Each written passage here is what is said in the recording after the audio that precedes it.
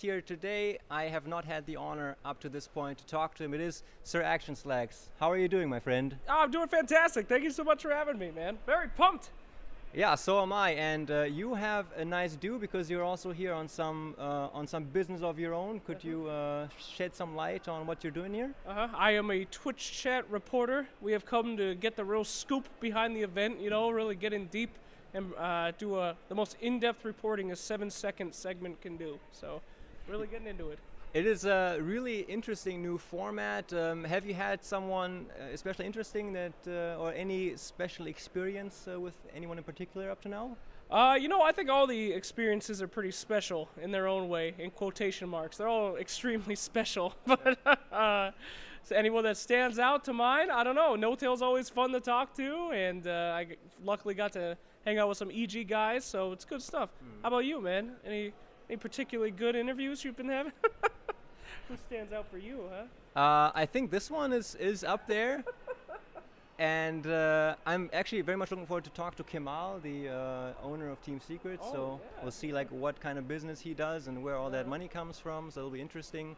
And it's only the second day of the event. Yep. So right now there is another elimination match going on.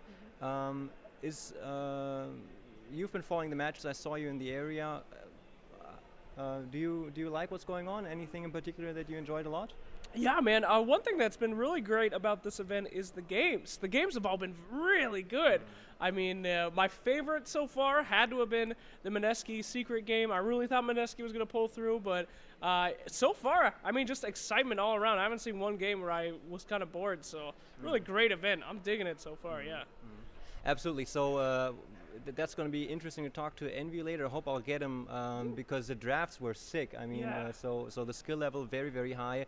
We'll get into that a little bit later as well. What I wanted to ask you is that you've been quite a phenomenon because you do very original kind of content, and you've been doing that for a while. So like the Down Low series is something that a lot of people really, really like. It seems like a crap load of work that goes into that, though. It's a decent amount of work, but luckily they're fun to do. I mean, each one of those videos took about 18 to 22 hours each, and I was trying to get out as many as I could. But the fun thing about doing that kind of stuff is it just motivates people to get more into the scene. And I think that's one of the things that Dota struggles to do is to take the average player and then get them excited about pro Dota. But yeah, I mean, that's the fun of making content is it's all community driven. The community helps out, and it's for them. So it's a really fun, hard, but fun process. I mean, for many people, it's an interesting concept because they have ideas that they kind of want to put out there in the world and produce some kind of video, and you were just kind of hit the scene almost out of nowhere, and you started producing these really fun and high quality videos. Did you have to learn a lot to get the skills? Did you have them beforehand? No, absolutely not. And it's not that hard. I mean, I would say anybody can do it as long as you have a good idea. I mean, all my software, I use Windows Movie Maker and Microsoft Paint. So, I mean, that's as bad as it gets. Are you serious? I'm dead serious. I just learned Vegas last week in these 2 years that I've been doing this. So, I mean, it's like you just have to have a good idea, you have to know what you want to do, and you have to go for it. And that's one of people's biggest concern is, what are people going to think of me? Should I actually go for it? And yes, you should. I mean, it's your passion. Take what you do for fun and be passionate about it and show that passion to others. And there's no way it could not turn out well. Well, you are a very passionate person, right? A little bit. I try, yeah. I get caught up in stuff, for sure. Where's that kind of come from? Is there anything? Have you always been that way, and do you just kind of found Dota and you just kind of sank your teeth into it? Yeah, I don't know. I mean, I've been pretty passive about a lot of stuff in my life, but Dota is it's great. It's just enveloping. It catches you. It makes you want to be part of it, and then when you find other people that share that passion, it's just like you feel like you're in a great community. So I really don't know what it was, man. I mean, I've been pretty much coasting for a while, but once I found Dota, I just wanted to be a part of it.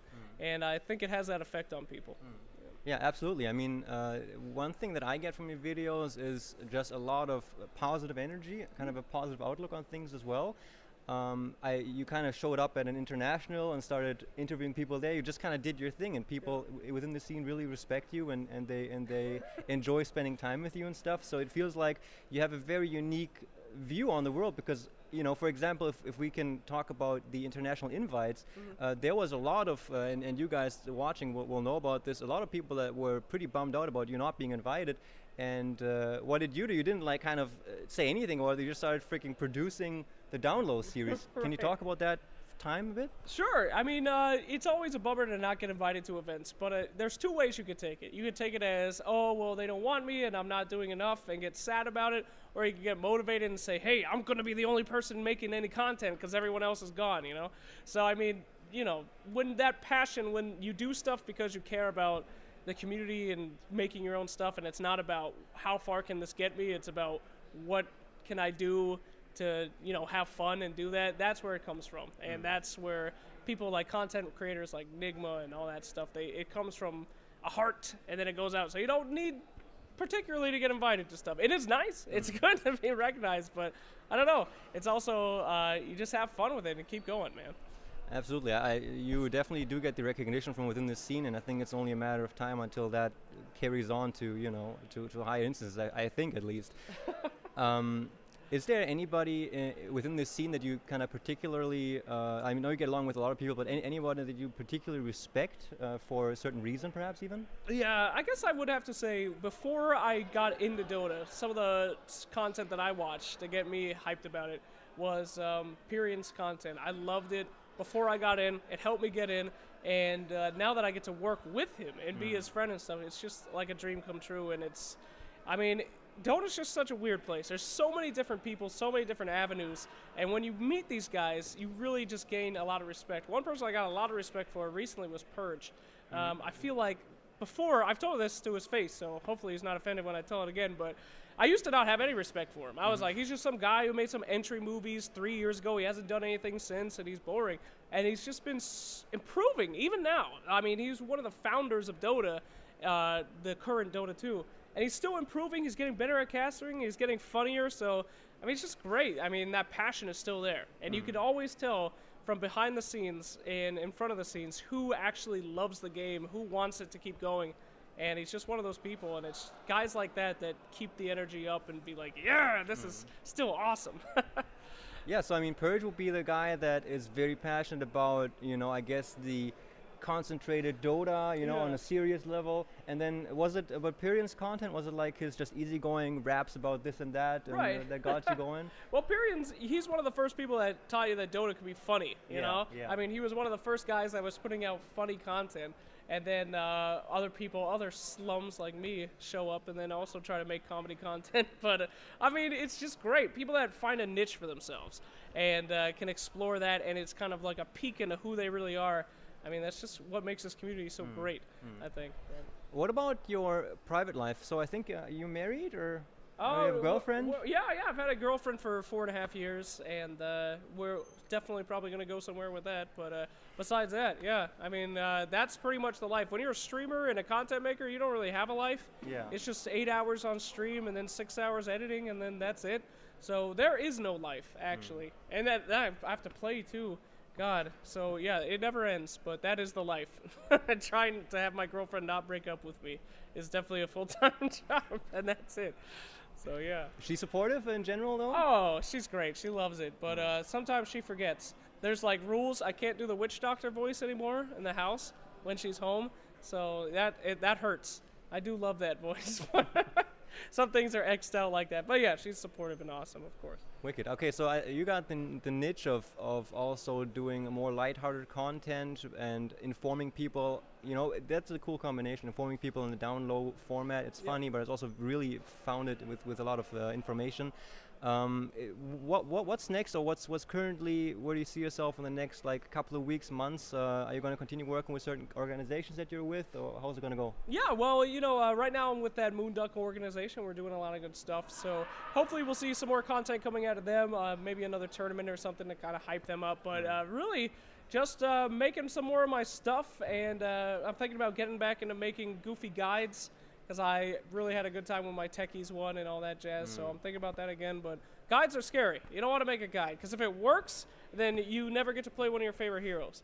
It works, other people get good at the hero, then they nerf them, and then you're like, what have I done? So, yeah, maybe not the guides. But yeah, just working, doing more events and all that jazz, good stuff. All right, so let's tie it back, wrapping it up to this event, day 2, almost the end. We've seen a pretty big upset yesterday in Team Unknown, taking out Newbie, former TI champions. So now moving forward, any team that you're rooting for in particular? What's your stance on just the way the tournament is developing? Ooh, you know, I'm a big underdog guy. I like teams very much. Like, I love Secret, but every time I watch them play, I really want them to lose. But I love the team. Great guys. And I always but they win so much. I just want those underdogs to take it. So guys like, you know, Mineski, C-Deck, all those guys that people don't really know that much about. Unknown. Come on, Unknown. Take the whole thing. So, yeah, absolutely. I'm watching for them. Oh, my beautiful hat. Thank you. But, yeah, you know, EG's going to do great, of course, but I don't want you to win, EG. You've won too many times. Let the underdogs have their chance. All right, guys, there you have it. So I do want to thank